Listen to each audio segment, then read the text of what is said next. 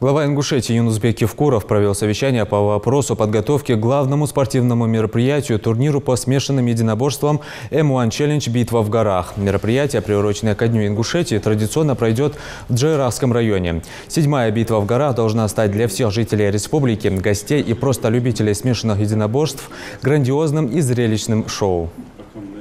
Титульные бои у нас соперники Хамзата и Мусара остались, как они есть. Это Нейт Ландвер и Рафаэл Диас.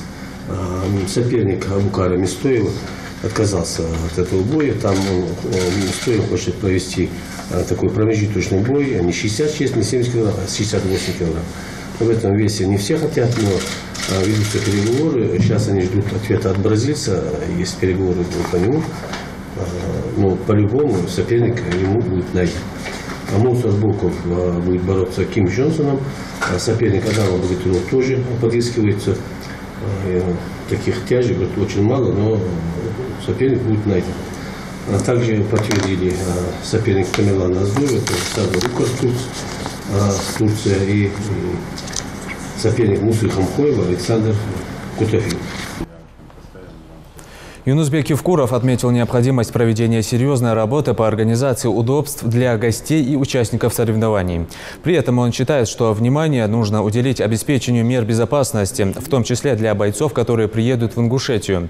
Глава также подчеркнул, что с болельщиками нужно заранее проводить профилактические беседы. Он считает, что все они должны понимать, что Ингушетию, как и весь Кавказ, отличают особое гостеприимство. Юнусбек Евкуров призвал проявлять уважение к любым спортсменам вне зависимости от национальности и вероисповедания. И вести себя сдержанно при высказывании в социальных сетях. Любое сказанное нелицеприятное слово в первую очередь позорит самого говорящего. Они в первую очередь про своих родителей говорят. Потому что у нормальных родителей таких нехороших детей быть не может. Я так культурно говорю.